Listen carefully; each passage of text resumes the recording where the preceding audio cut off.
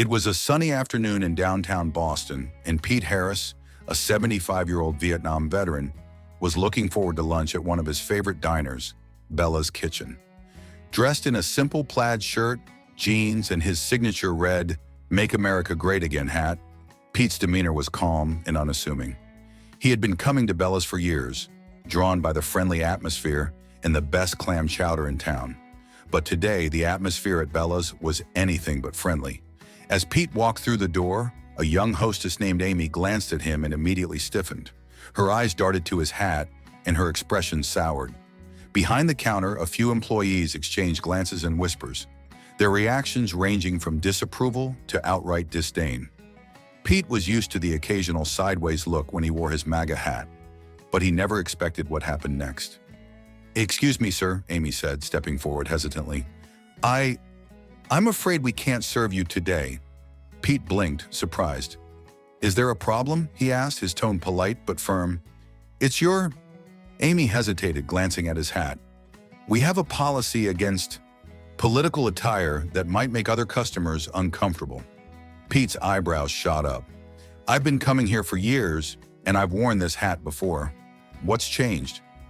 Amy shifted uncomfortably. "I'm sorry, but we've had complaints. I'll have to ask you to leave." The restaurant grew quiet as other patrons turned to watch the exchange. Pete's face flushed, but he refused to cause a scene. "All right," he said, standing tall. "If that's how it is, I'll go." As Pete turned to leave, a young man sitting nearby stood up. "Hey, wait a minute," he said loudly. "You're kicking him out because of his hat? That's ridiculous." Amy's cheeks turned red. "It's our policy," she stammered. "It's not right," the man replied. "You can't just discriminate against someone because of their political views." Pete shook his head. "It's fine, son. I don't want to cause trouble." But it wasn't fine. As Pete walked out, the young man pulled out his phone and started recording. "This is what's happening in America now," he said into the camera. "An old man who fought for this country gets kicked out of a diner because of his hat. Shameful." The video went viral within hours, sparking outrage on social media. People from all sides of the political spectrum condemned the restaurant's actions. Some called for a boycott of Bella's Kitchen, while others defended the diner's right to set its own policies. Unbeknownst to Bella's staff, Pete wasn't just any patron. He was a local hero, a retired firefighter who had spent decades saving lives in Boston. Over the years, he'd received numerous awards for his bravery, including the Medal of Valor for rescuing a family from a burning building. And though he rarely mentioned it, Pete's service in Vietnam had earned him a Purple Heart. As the backlash grew, Pete remained quiet, declining interview requests and avoiding the spotlight. But his friends and neighbors rallied to his defense, sharing stories of his kindness and courage. One story in particular caught the public's attention: a photo of Pete, taken years ago, kneeling beside a young boy at a 4th of July parade. The boy, who had been lost in the crowd, was reunited with his parents thanks to Pete's quick thinking and calm demeanor. Back at Bella's, the staff were overwhelmed by the response. Amy, the hostess, was especially shaken. "I didn't mean to hurt anyone," she told her manager. "I just thought I was doing the right thing." The manager, Lisa, sighed. "We need to make this right," she said. "We can't let this be how people see us." Lisa reached out to Pete, asking to meet with him personally. Reluctantly, he agreed.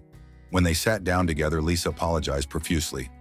"Mr. Harris, we made a terrible mistake," she said. "I hope you can forgive us."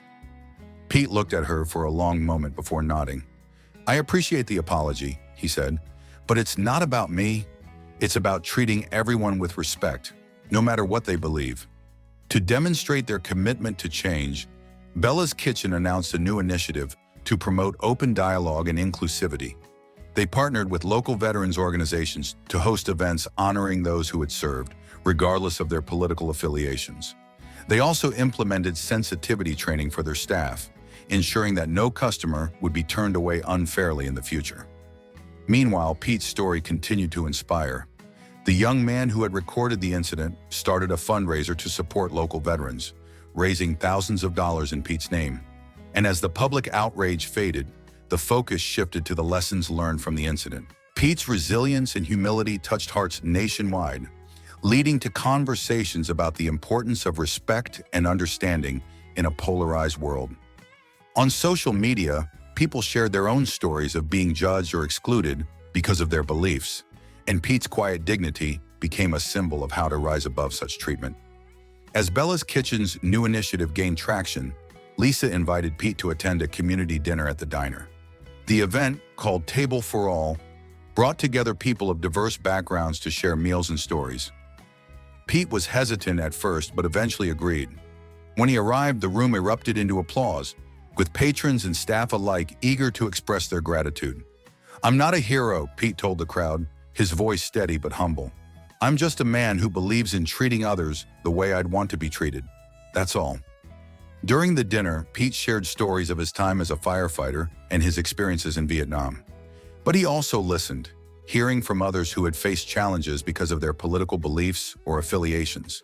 The evening ended with a sense of unity and mutual respect that hadn't existed before.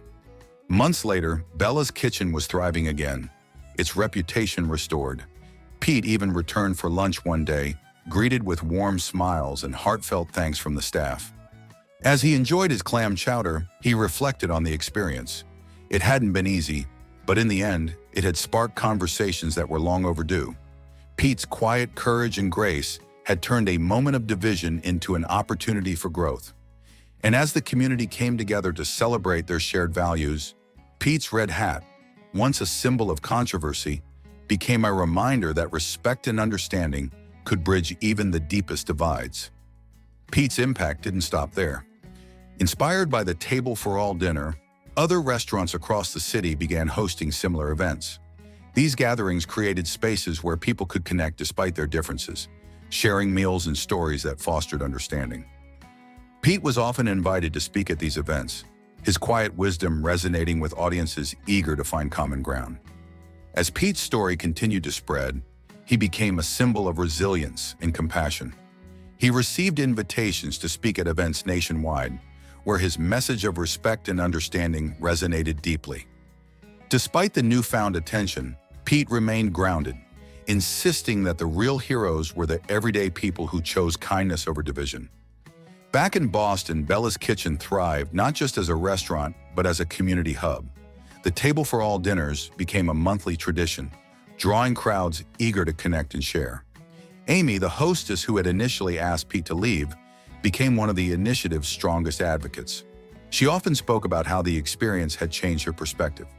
"I learned that we all have biases," she said at one dinner, "but it's what we do when we recognize them that matters. Pete taught me that." As the years passed, Pete remained a beloved figure in the community.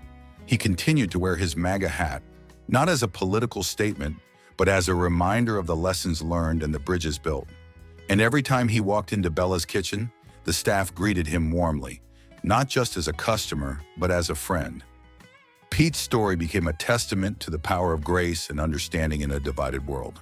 It showed that even the smallest actions, a kind word, an open mind, a willingness to listen, could spark change. And in the end, it wasn't about the hat or the diner.